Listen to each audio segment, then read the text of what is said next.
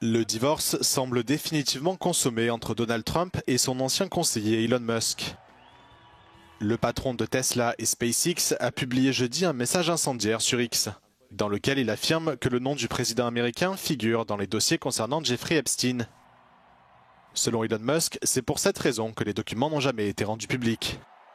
Sans fournir de preuves, il promet toutefois que la vérité verra le jour. Jeffrey Epstein était un homme d'affaires américain qui a été jugé pour des agressions sexuelles sur des dizaines de jeunes filles de moins de 18 ans, dont la plus jeune avait 14 ans.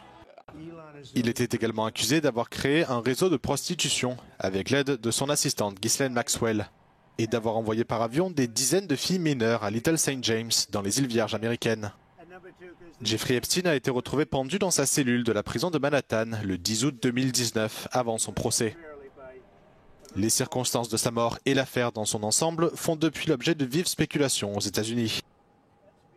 Les autorités auraient trouvé des carnets de vol contenant les noms des riches clients de Jeffrey Epstein, mais aucun document de ce type n'a encore été rendu public.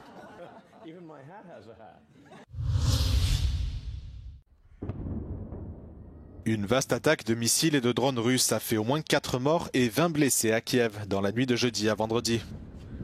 Au total, la défense aérienne ukrainienne fait état de 452 drones et 45 missiles tirés sur plusieurs régions ukrainiennes durant la nuit.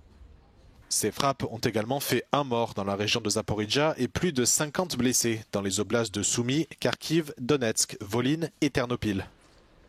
Le président ukrainien Volodymyr Zelensky déplore une nouvelle attaque à grande échelle contre les villes et appelle une nouvelle fois les États-Unis, l'Europe et le reste du monde à faire pression sur la Russie. Cette nouvelle vague d'attaques survient 5 jours après l'opération Toile d'araignée, qui a vu l'armée ukrainienne cibler des aérodromes russes jusqu'à 4000 km de la frontière. Lors d'une visite à Washington du chancelier allemand Friedrich Merz, Donald Trump a proposé jeudi de laisser Kiev et Moscou se battre pour quelque temps, comparant le conflit à une dispute entre 2 enfants.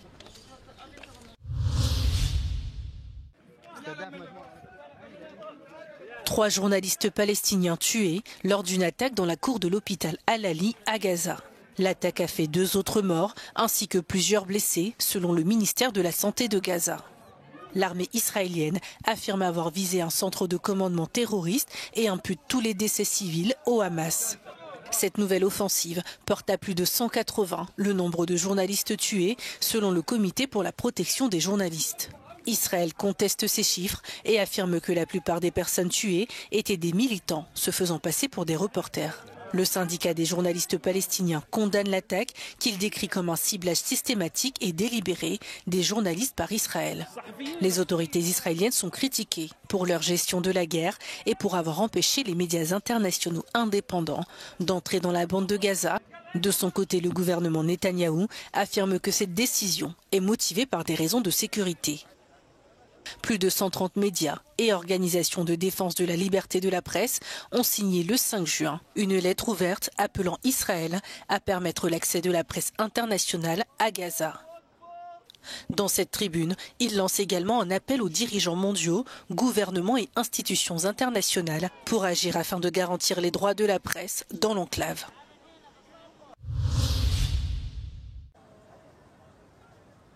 Sous une chaleur extrême, avec des températures avoisinant les 45 degrés, les fidèles musulmans poursuivent leur pèlerinage. Ce jeudi, ils se sont rendus au mont Arafat, situé à une vingtaine de kilomètres de la Mecque. Une étape centrale du Hajj, puisqu'il s'agit du lieu où le prophète Mahomet aurait prononcé son dernier sermon. Cette année, plus d'1,6 million de fidèles effectuent le pèlerinage à la Mecque, selon les autorités saoudiennes. Il s'agit de l'un des 5 piliers de l'islam. Tous les musulmans sont censés l'accomplir au moins une fois dans leur vie s'ils en ont les moyens financiers et physiques. Cette année, les autorités saoudiennes ont redoublé d'efforts et pris une série de mesures pour éviter la répétition du drame de l'année dernière. 1300 pèlerins avaient perdu la vie à cause de températures extrêmes ayant atteint 51,8 degrés. Parmi les mesures adoptées, l'extension des zones ombragées, la mobilisation de milliers de soignants et de secouristes supplémentaires, ainsi que l'installation de plus de 400 points d'eau. Le ministère du Hajj a aussi mis en avant l'utilisation de l'intelligence artificielle afin de contrôler les déplacements de foule en temps réel.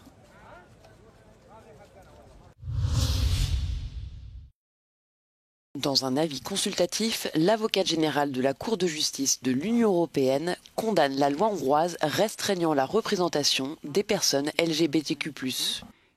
Présentée comme une mesure de protection de l'enfance, la loi adoptée en 2021 interdit toute représentation de l'homosexualité ou du changement de genre dans les écoles, les médias et les publicités destinées aux mineurs. Pour la conseillère juridique de la Cour, ces dispositions vont bien au-delà de la protection des enfants. Elles instaurent une discrimination ciblée et portent atteinte à la liberté d'expression, violant le droit européen et les valeurs fondamentales de l'Union. Bien que cet avis ne soit pas juridiquement contraignant, si les juges de la Cour partagent l'avis de l'avocate générale, Budapest pourrait être contraint de modifier sa législation et s'exposer à des sanctions financières. Depuis l'adoption de la loi, le gouvernement de Viktor Orban a franchi une nouvelle étape, interdisant cette année les marches des fiertés dans l'espace public, invoquant toujours la protection de l'enfance.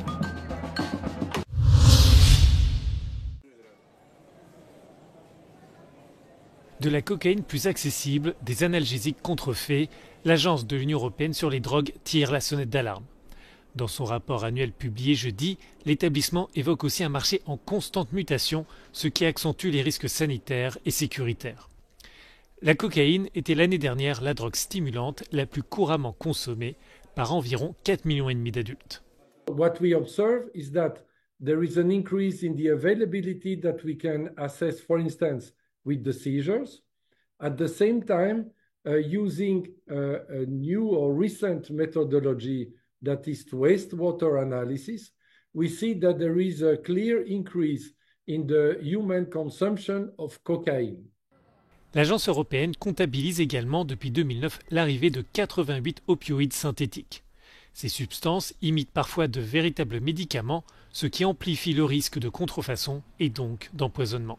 One of the characteristics is that they can be up to 400 times more potent than morphine, but they may also be extremely more toxic, which means that altogether, if we put the stimulants, the synthetic drugs, the synthetic cannabinoids, and the synthetic opioids and cannabinoids, overall there is a broadened offer of substances on the market.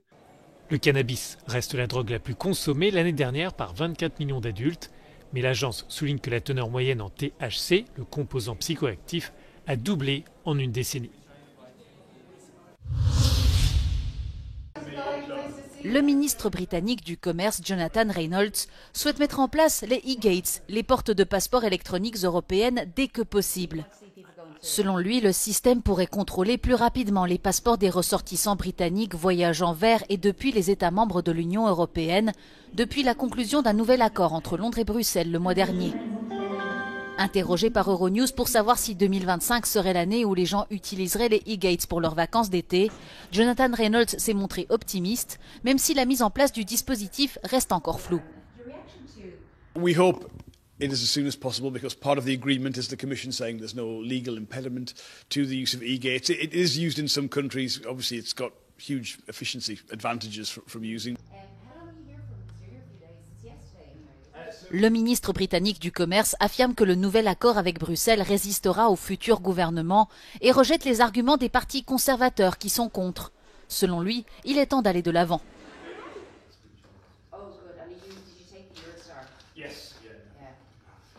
In terms of the media reaction, I'm absolutely confident that this agreement is in the best interest of the UK. It's in the best interest of the EU as well. But I think there is a coalition we can build that doesn't want to look to the past. L'un des points contestés de l'accord entre le Royaume-Uni et l'Union européenne conclu en mai dernier par le gouvernement travailliste est l'accès à la pêche pour les 12 prochaines années. Jonathan Reynolds le défend. Let's not forget, on fishing, there is no less access, no diminishing of the UK position from what is already the case. And actually what is already the case is better than it had been in some previous years. Les accords sur des tensions telles que les portes électroniques et la pêche illustrent le renforcement de la coopération entre Londres et Bruxelles après une période de tension causée par le départ du Royaume-Uni de l'Union européenne en 2020.